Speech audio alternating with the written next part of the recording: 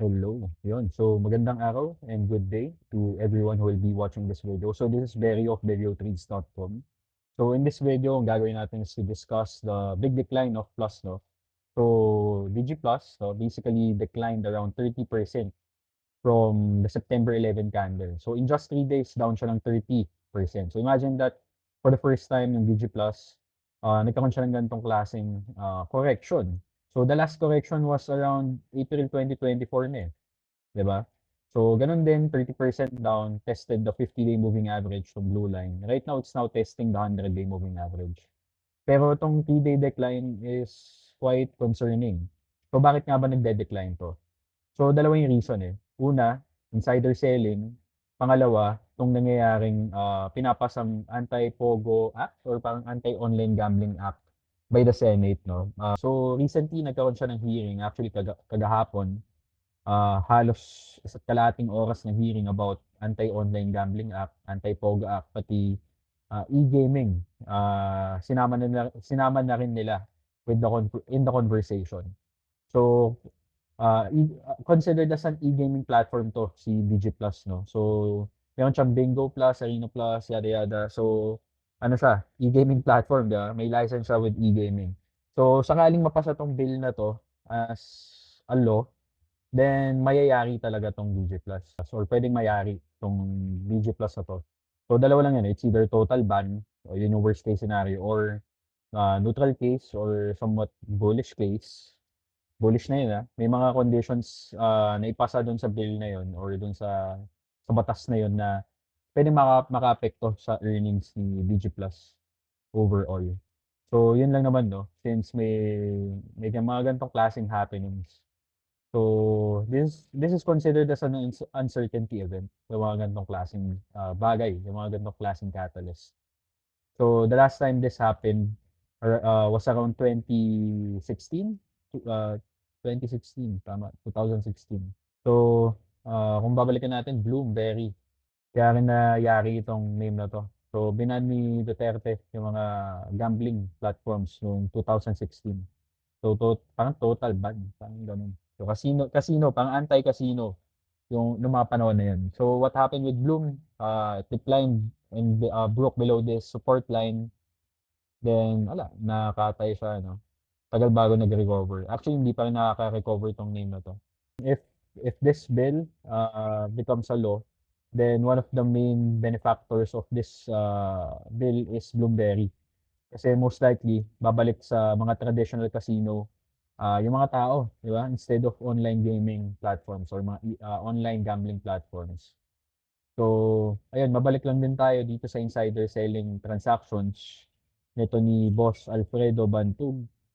So, the last time this happened was around January 31 and February 6.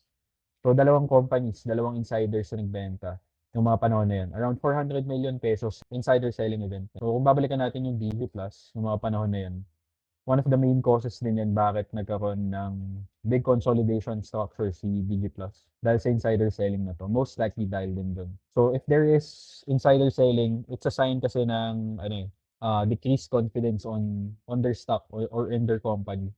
So, puwedeng dahil, may concerns on earnings or puwede rin dahil gusto lang nila mag-take profit, siyempre kumita na sila, 'di ba? So, the market is treating it right now, 'tong September 10 disclosure from their company as something na parang ano, parang sign of ano siya, sign of slow distribution. Kumbaga unti-unti nagbebenta 'tong taong 'to, due to some reason.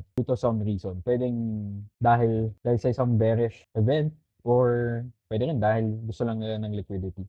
We don't know, 'di ba? We don't know. But one of the core reasons lang din right now is etong Senate hearing na 'yan, Senate hearing. Kung papanoorin niyo 'tong Senate hearing na 'yan, may mga nilagay na akong timestamp diyan, eh. Hanapin niyo na lang yung comment ko dito. So, 6 commenters lang naman 'yun. So, nung pinanood ko 'to, may mga comments coming from AMLC na quite okay naman with regards to e-gaming platforms. Basically, tinanong ni Senator Gatchalian if meron bang reports or complaints, kay AMLC with regards to e-gaming platforms. Kinonfirm naman nung AMLC representative na wala namang reports on money laundering activities on e-gaming platform. Dito naman sa nilagay kong, timestamp at around Yung 1 e-game. hour 17 minute mark. Sabi ni BI Commissioner, nagbibigay daw sila ng full support on banning POGOs and e-gaming platform. So anti-POGO sila and anti-e-gaming platform sila. And they will be sending a more detailed report on the reasons bakit sila anti-online gambling, no? So BI Commissioner, Bureau of Immigration, hindi natin alam bakit. So maybe sa next hearing, baka may mga ibigay silang mga reports with regards to e-gaming platforms and POGOs. Most likely baka POGO lang yun. At around 1 hour 22 minute mark, sabi naman ng DFA, medyo kontra naman siya with the BI Commissioner. Sabi niya na as long as there are no criminal activities in e-gaming or on e-gaming facilities, they are in full support with e-gaming platforms. So, pwede Nothing natin involved. panoorin. We're supportive on that, sir. Basta no criminal activities are involved. Yun po ang position ng DFA. But Ayun. so far, based on our information and also from the statements of PAGCOR, that e-gaming focuses mostly on the domestic market. Therefore, a lot of the employees in that industry are Filipinos, because they cater to the domestic market. They have some foreign. Okay, hindi natin papanoorin yan. But main message is they're in full support in e-gaming platforms, 'di ba? Kasi parang siguro hindi naman sila naapektuhan yan, eh. Wala naman silang reports na nare-receive with regards to e-gaming platforms as something na masama, 'di ba? So di natin alam baka yung mga tao din dito, pro e-gaming kasi siyempre may mga nakukuha silang pera. Di natin alam, 'di ba? Yun, anyway, at the end of this transcript or parang in this hearing, no, to conclude everything, siyempre ang focus natin e-gaming, 'di ba? Sabi ni Senator Gatchalian, for e-gaming, they will still assess and create a cost-benefit analysis with BIR, with AMLA, with MLC, with PNP and other related agencies before they conclude if i-include ba nila yung e-gaming platforms on the ban or in this bill. So, yun, no, pwede nyo rin basahin 'to. Again, no, pwede niyong basahin 'tong article na yun from pna.gov.ph, Article 1, 2, 3, 3, 2, 1, 8. So, check nyo na yan. Nandiyan naman yung link ko para mabasa ninyo. But basically, parang main concern ni Senator Gatchalian dito is pwedeng maging avenue yung e-gaming platforms for money laundering, no? He stated here na he's seeing some weaknesses in its regulation, particularly yung KYC aspect ng mga e-gaming platforms. Kumbaga, sabi niya din dito na kahit minor de edad, pwede mag-create ng fake, kahit pwede mag-create ah, ng e-gaming account or e-gambling account using a fake name and age. So, dahil yun nga, pwede sila magbigay ng pekeng pangalan, pwede silang pumasok sa money laundering. So, pwede silang maging mules or parang smurfs, kumbaga, ano. So, hindi natin alam if nangyayari na yun. We shall see if may mga findings with that regards or with that matter. But sabi niya din dito, sabi ng kapulisan daw minimal lang yung nakukuha nilang reports tungkol sa crime sa e-gaming. Pero the mere fact na may weakness sa regulatory, baka maging mas malala 'to sa mga susunod na panahon. So medyo may mga reservations din siya, no?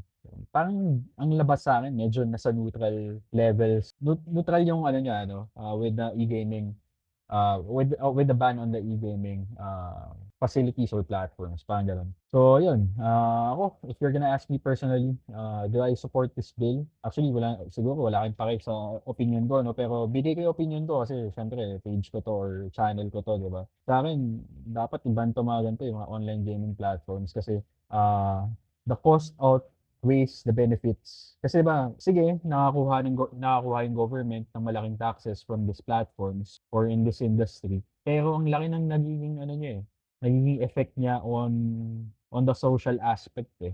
Kumbaga kahit mga bata na-a-addict sa sugal, isipin niyo yun, 'di ba? Mga 15 anyos, yung mga pag-graduate pa lang sa college, mga tol.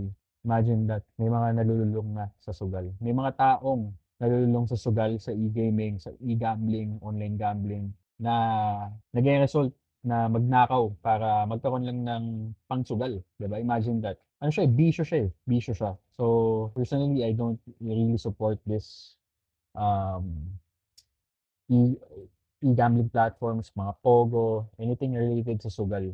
So kahit na kumita tayo with plus at around 8 pesos up to 13 pesos, nakakuha din tayo at around 13 pesos up to 20, nakapagbenta tayo at around that level. Kahit na kumita tayo sa name na 'to, ano pa rin, I'm still not okay with these types of industries. Yun. So that's my opinion lang naman. Kung hindi kayo agree, then pwede niyo naman dislike tong video na 'to, eh. Nasa sa inyo na 'yan kung trip ninyo or hindi niyo trip. Kung nag-a-agree ba kayo or hindi. So you can put your thoughts in the comment section below if you agree with my views or whatever. So ayun, basically to conclude everything or to summarize everything, if mapasa 'tong bill na 'to for the coming weeks or for the coming months, then it will be beneficial for Bloom, yung traditional casino names natin. Bloom, ano pa ba yung iba? I'm not sure kung ano yung iba pang mga traditional casino names. But Bloomberry will benefit from this bill mapasa 'to,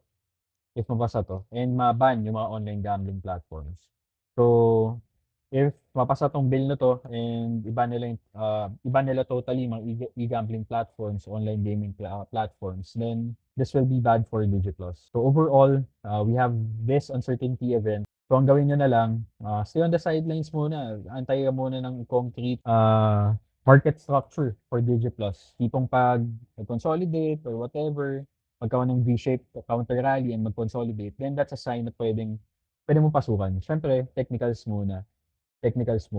So for Bloom naman, technical aspect, maybe magre-resist na 'to at around 50-day, at the 50-day moving average, 'tong blue line natin.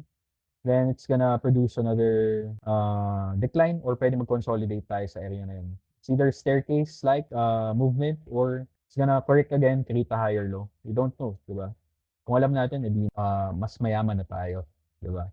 Yun. So, yun. Good luck everyone. If you have any questions, you can put them in the comment section below. Yun. See you again on the next video and I'll be trying my best to update you with this development or with this, event, uncertainty event. So see you again on the next video. Ciao, bye-bye.